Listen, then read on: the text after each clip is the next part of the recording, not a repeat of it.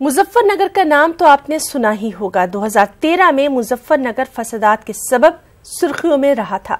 फसाद की आग भड़काने वालों में एक नाम संगीत सोम का भी था और अब वही संगीत सोम मुजफ्फरनगर का नाम बदलकर लक्ष्मी नगर करने का मुतालबा कर रहे हैं। भारतीय जनता पार्टी का पहले से हमारा है कि हम लोगों की भावनाओं का ध्यान रखते हैं और भावनाओं को ध्यान में रखते हुए जो आक्रांताओं ने यहाँ तहस नहस संस्कृति की थी उसे वापस लौटाने का काम कर रहे हैं, तो इसमें मुझे तो नहीं लगता कोई बुराई है। इलाहाबाद अब प्रयागराज और फैजाबाद अयोध्या हो गया है। शहरों की घर वापसी के ताज़ा अमल में अब किस शहर का नाम आने वाला है, इसके लिए शायद ज्यादा इंतजार न करना पड़े। योगी आदित्यनाथ के इस अमल की मुजफ्फरनगर के रुकन असेंबली और शोला बयान लीडर संगीत सोम तायीद कर रहे हैं। इतना ही नहीं, उन्होंने मुजफ्फरनगर का नाम लक्ष्मी नगर करने का मुतालबा भी किया है। अभी तो बहुत शहरों के नाम बदले जाने हैं, मुजफ्फरनगर का नाम बदला जाना है। मुजफ्फरनगर का नाम लक्ष्मी नगर लोगों की पहले से मांग है। वो भी आप जानते हैं कि मुजफ्फरनगर का नाम एक मुजफ्फर अली नाम के नवाब थे, उन्होंने इसका नाम मुजफ्फरनगर किया था। तो लोगों की सदियों से डिमांड है कि इसका लक्ष्मी नगर नाम किया जाए, तो उसका लक्ष्मी नगर नाम किया जाएगा। तो मेरा कहना केवल यही है कि जो मुगलों ने यहाँ की संस्कृति को मिटाने का काम किया है, खासतौर से हिंदुत्व को मिटाने का काम किया है, हम लोग उस संस्कृति को बचाने के लिए, चूंकि हिंदुस्तान की पहचान उसकी संस्कृति है, हम उसे बचाने के लिए काम कर रहे हैं और भारतीय जनता पार्टी उस पर आगे बढ़ेगी। शहरों के नाम बदलने की हवा तेज तर होती जा रही है। तहजीब व तमद्दुन और तारीख के नाम पर शहरों की अजमतें रफ्ता बहाल की जा रही है या मस्ख, ये बात तहकीक तलब है। हामियों व मुखालफीन के अपने अपने दावे और अपनी अपनी दलीलें हैं। इन सब से परे योगी आदित्यनाथ के अमल की तायीद पार्टी के अंदर और बाहर हो रही है। Bureau report, news 18 Urdu. Mughalsarai, Allahabad, Faizabad और कई मुकामात के नाम बदले जाने पर अक़लियतों और दूसरी सियासी जमातों को भले ही तकलीफ हो, लेकिन बीजेपी की अहम शाख मुस्लिम राष्ट्रीय मंच के कन्वीनर रजा हुसैन रिजवी कहते हैं कि बीजेपी जो कुछ कर रही है वो ठीक कर रही है।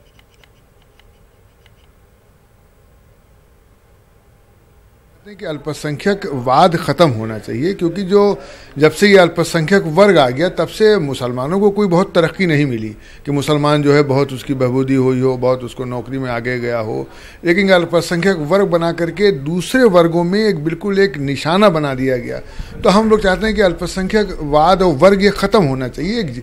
एक जर्नल जिस तरीके से कैटेगरी है उस तरीके से रहेंगे तो हमें लगता है उसमें मुसलमानों को ज़्यादा जो है तरक्की होगी। सरकारें आती हैं तो सरकारों के अपने एजेंडे होते हैं उस उद्देश्य के हिसाब से, क्योंकि आमजन जब उनको वोट देता है तो वोट देने के बाद आमजन ये महसूस करता है कि जो उनका मैनिफेस्टो है, जो उनका उद्देश्य है, उस उद्देश्य पे काम करेंगे। तो ये सरकार का जो उद्देश्य है शुरुआती दौर का, उस उद्देश्य पे सरकार अपना काम कर रही है। जैसे इलाहाबाद का नाम प्रयागराज किया, जैसे फैजाबाद का नाम उन्होंने अयोध्या किया, तो जाहिर सी बात है उनका अपना उद्देश्य है, उनका अपना एजेंडा है, उनकी अपनी सोच है, उस हिसाब से वो अपना कार्य कर रहे हैं। और अब बात करेंगे एक सड़क हादसे की जो कि संभल में पेश आया। इस हादसे में 8 अफराद हलाक जबकि 10 से ज्यादा जख्मी हो गए। जख्मियों को इलाज के लिए करीबी अस्पताल में दाखिल करवाया गया। बस और बुलेरो के आपस में टकराने से हादसा पेश आया। बताया जाता है कि बुलेरो में 19 अफराद सवार थे। ये लोग अलीगढ़ से नैनीताल जा रहे थे।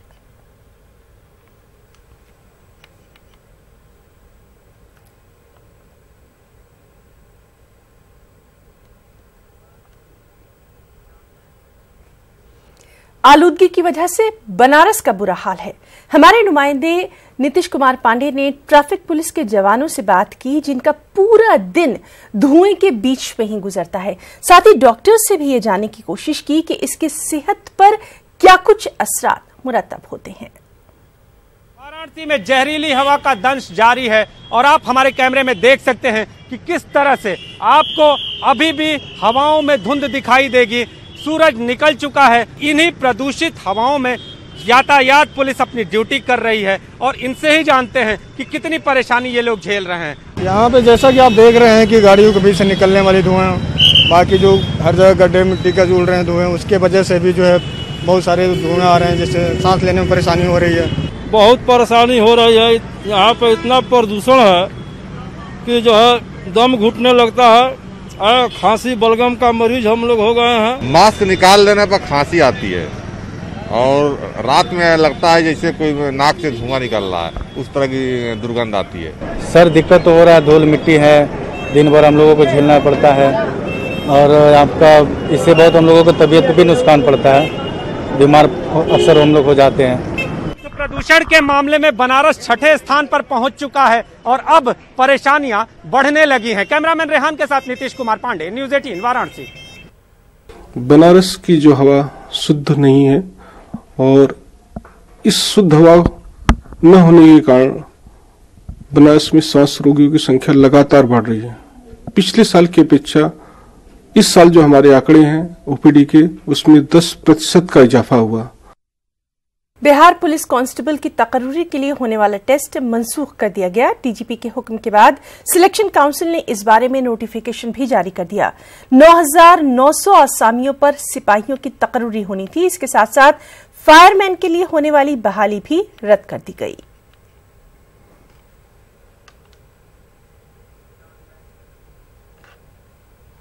उपेंद्र कुशवाहा की नाराजगी सीट शेयरिंग से ज्यादा नीतीश कुमार को लेकर है और शायद यही वजह है कि बार बार कुशवाहा के जहन में नीच लफ्ज कौंध रहा है।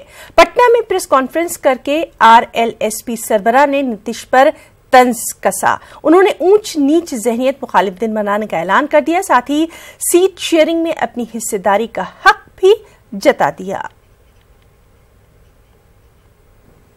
तो सिर्फ जानना चाहा है कि लाभ के समय हिस्सा हमको क्यों नहीं दिया गया।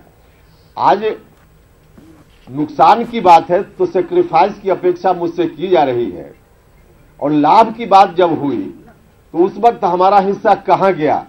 हमने यह कहा, हमने यह नहीं कहा कि आज हिस्सा हमको दे दीजिए, क्योंकि बासी भात खाने में हमारी रुचि नहीं है। आज हिस्सेदारी की हम बात करें बिहार सरकार में तो फिर बासी भात खाने जैसा हो जाएगा। हमारी पार्टी बासी भात नहीं खाती। बिहार के माननीय मुख्यमंत्री जी ने जिस शब्द से मुझको संबोधित किया, जिस शब्द ने मुझको बहुत ठेस पहुंचाने का काम किया है, मैं बहुत आहत हुआ हूं। कोई व्यक्ति, नीतीश कुमार जैसा व्यक्ति मुख्यमंत्री के रूप में, जिसको मैं बड़ा भाई मानता हूं जिनको, और उनके मुंह से मेरे लिए कुछ सवाल हुआ तो कहा कि निचले स्तर की बात हो गई, नीच शब्द का इस्तेमाल मेरे लिए किया गया। बहुत दुख का विषय है। मैंने पहले भी कहा है कि मुख्यमंत्री जी को अपना स्टेटमेंट वापस लेना चाहिए। ऊंच नीच मानसिकता विरोधी दिवस के रूप में हम मनाएंगे 28 नवंबर को महात्मा फुले साहब की पुण्यतिथि। ऊंच नीच मानसिकता विरोध दिवस, तो 28 नवंबर को तमाम जिला मुख्यालयों पे उनको श्रद्धांजलि देते हुए हमारी पार्टी के साथ ही इस कार्यक्रम को करेंगे। तो अमित शाह जी को पहल करनी चाहिए और हम फिर बताना चाहेंगे कि गठबंधन हमारा उन दोनों पार्टियों से था। अभी तक शायद जनता दल यूनाइटेड से हमारा गठबंधन नहीं है। जनता दल यूनाइटेड से गठबंधन की बात अगर होती है तो भारतीय जनता पार्टी को पहल करनी पड़ेगी, अमित शाह जी को देखना पड़ेगा और उसके बाद स्थिति को देखकर हम कन्विंस होंगे कि क्या कारण था हमको नीच कहा गया, क्या कारण था हमको हिस्सेदारी से वंचित किया गया। हम इन चीजों पर पूरे तौर पे कन्विंस हो जाएंगे, तब जनता दल यूनाइटेड से गठबंधन की बात हम करेंगे। हमने कहा है कि हम 3 सीटों पर पिछली बार लड़े थे। हमारी पार्टी का ग्रोथ 2014 के मुकाबले में आज ज्यादा है।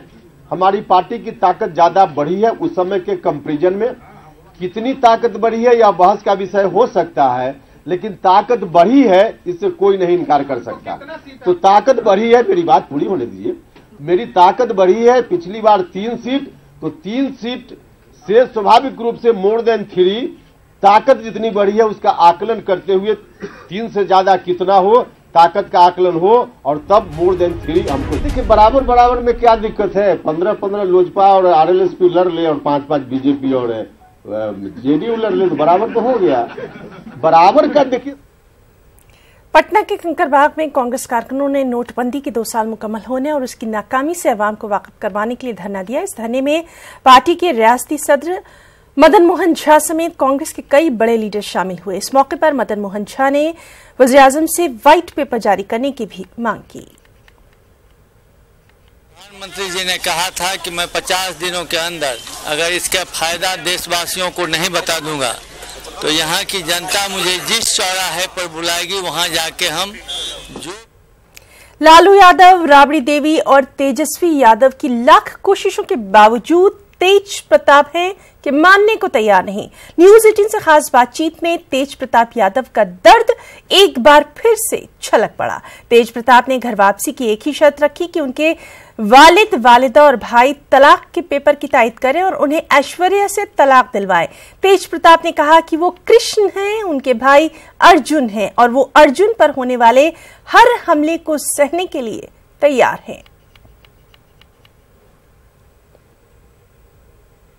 जन्मदिन का तेजस्वी को ढेर सारा बधाई दिए हैं। अभी तो हम नहीं जाएंगे क्योंकि अभी हम हरिद्वार आ गए हैं। तो जब तक मेरा काम नहीं होगा तब तक कैसे होगा?